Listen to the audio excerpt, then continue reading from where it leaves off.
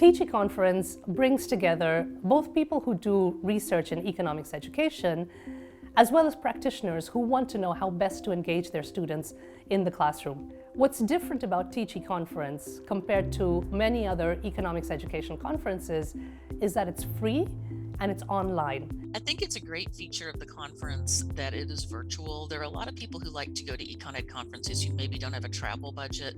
And so this allows more people from around the globe to attend and be a part of the EconEd community.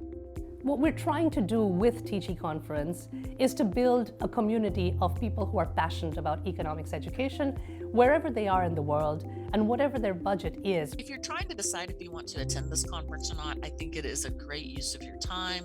The presentations, the panelists are carefully chosen. They're discussing timely topics, and the information is compact and concise. One reason I enjoy this conference is a sense of community. Even though it's a virtual conference, you're not in the same place, get a real sense of people all working in the same direction for the same common goals.